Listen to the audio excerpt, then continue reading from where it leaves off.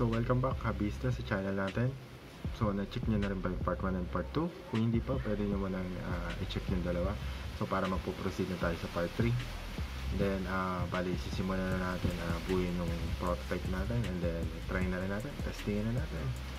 Pero bago yon, bumili muna tayo sa labas ng mga gagamitin nating case para sa project natin. Tara!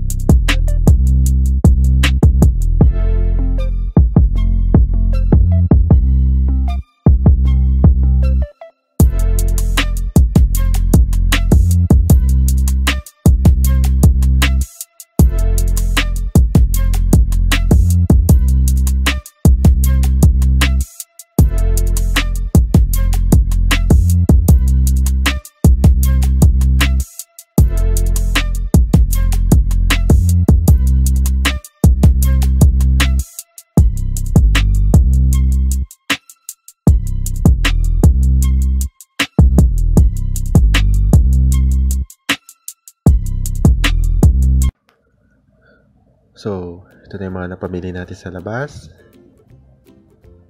So, ito yung illustration board.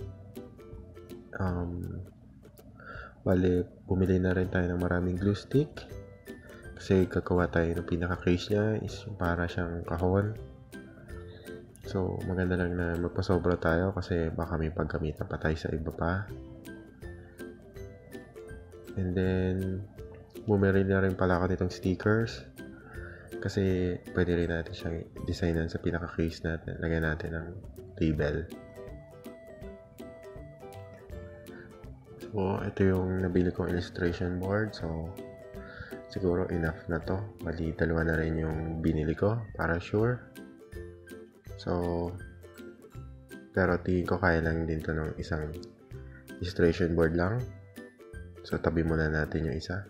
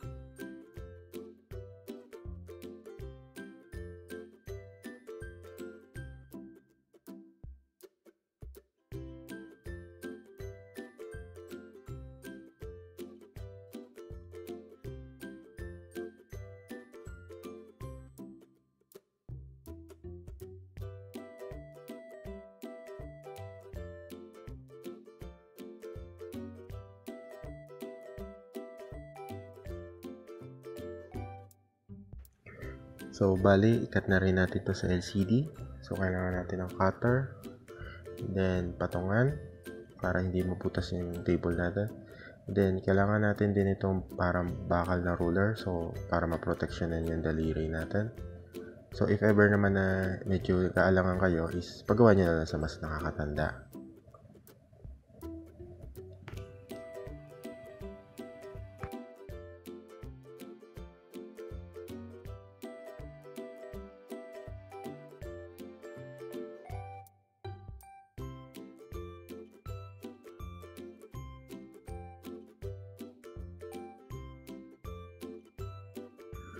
So, yun. Nabutasan na din natin sa ultrasonic. So, kailangan ma-shoot natin ton dalawa, which is yung trigger and then yung echo.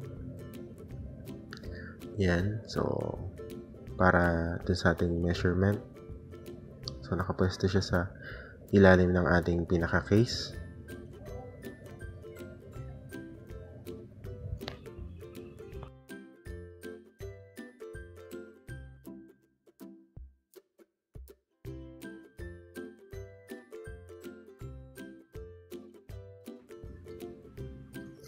So, bali ito na yung base natin. And then, yung sa LCD. So, nabutasan na natin. Tsaka yung sa switch. So, ito na yung mga iba pa natin na-cut kanina.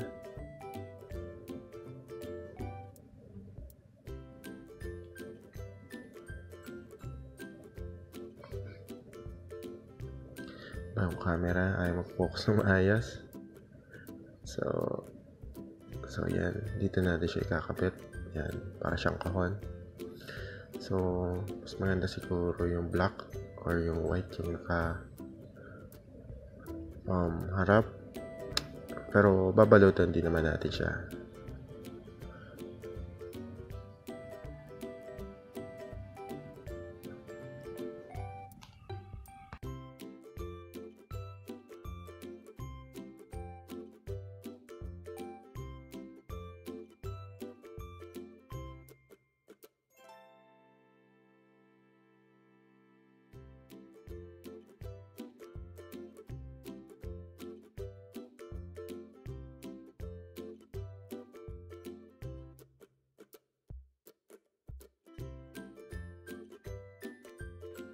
Alright, pwede rin natin gamitan itong wire stripper. So, para mas organize yung wire natin.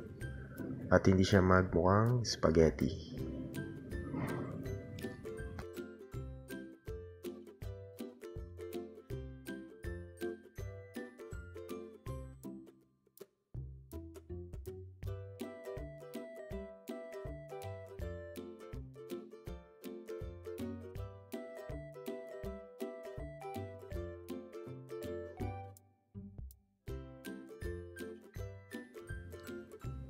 Alright, so nagana naman siya ng maayos. So, pwede na natin ito i-try mamaya.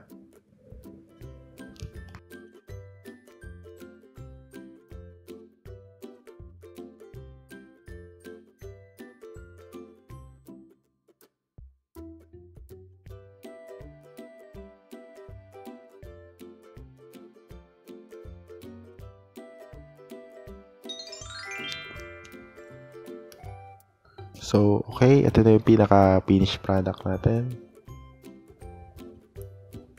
So, nilagyan ko na lang din siya ng label. And then, so, don't forget, subscribe, Mr. Hobbyista. And like nyo na rin tong video. So, ayan, dito na yung circuit natin. So, medyo magalaw nga lang siya konti.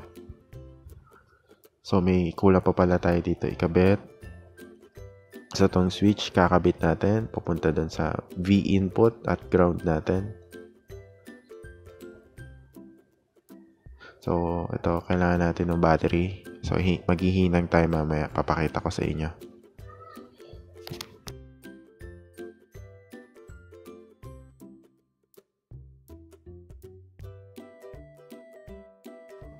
Palihinangin na natin tong switch. So, na-check ko na yung connection nito. So, sa baba yung connection ng on. And then, yung common niya is sa gitna. So, if ever naman na na-try nyo is sala or baliktad yung kabit. So, baliktarin nyo lang. Ilagay nyo lang sa taas yung connection niya. And then, habang bago nga pala tayo mag-solder is huwag nyo kalimutan mag-wear ng mask. So, medyo harmful din kasi itong LED sa katawan natin. So, huwag natin kalimutan mag-mask.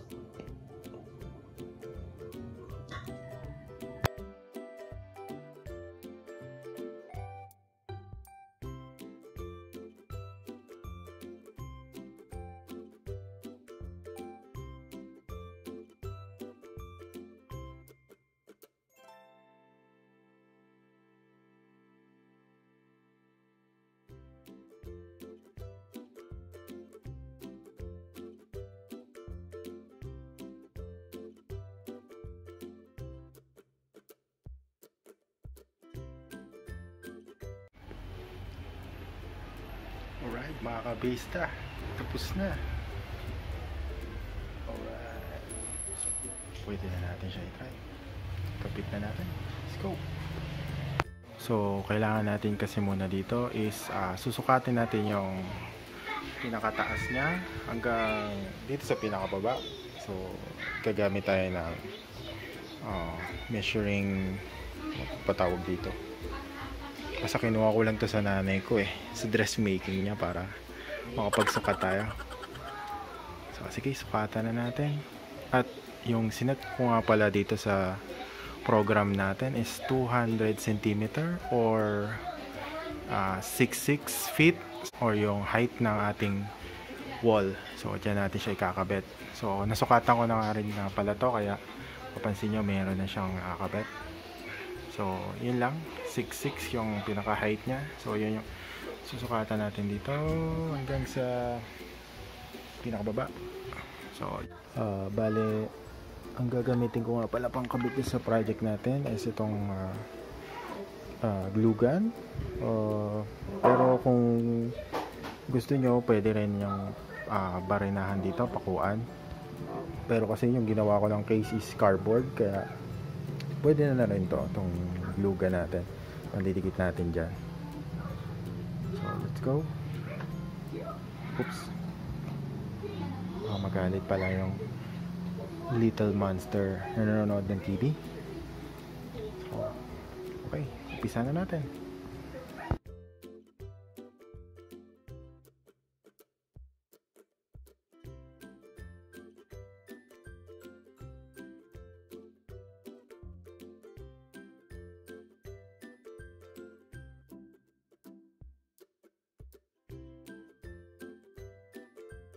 So, okay, try na natin siya testingin. So, pwede lang tayong tumuyo dyan ng mga 2 to 3 seconds. And then, may-measure niya na yung actual na height natin. Okay?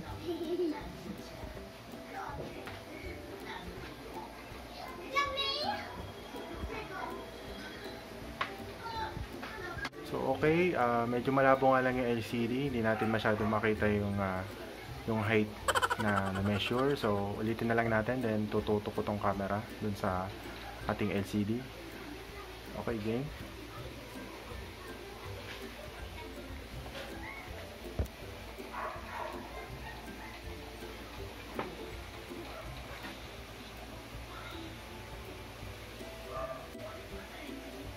So, okay, tama naman yung na-measure ulit. So, 6 feet. So, kung mapapansin nyo pala, may lumalabas dyan na ready and then nagka-countdown. So, ginawa kasi natin doon sa pinaka-program is once na may nag-measure dito sa pinaka natin, sensor ng ultrasonic. So, ang gagawin niya is magbibilang siya within 10 seconds. And then, pwede naman tayo na mag-steady na lang dito or straight body na mga at least 2 to 3 seconds. And then, makukuha niya na yung accurate na height natin. So, yung concept lang na ginawa ko dito is once na pumuesto ka is mag straight body ka lang and then kukunin niya na yung pinaka highest value mo ng height. So iwasan na lang natin na tumalon dito kasi kukunin niya yung pinaka mataas na measurement natin ng height. So yon, kailangan mag straight body lang. So yon, once naman na nakabilang na siya, so yon, lalabas niya na yung pinaka accurate na measurement niya. So, yun lang. So, I hope natutunan na kayo sa project na to. So, sa susunod ulit na tutorial. So, yun lang mga kabista. So, tingin nyo, nakatulong sa inyo itong tutorial natin. Don't forget to like and subscribe. So, see you next time na lang ulit sa bago nating tutorial. So, frequently tayo mag-post, mag-upload ng mga tutorials natin. So, i-ring nyo na rin yung bell para if ever na may bago tayong tutorial is hindi kayo ma-miss. So, bye!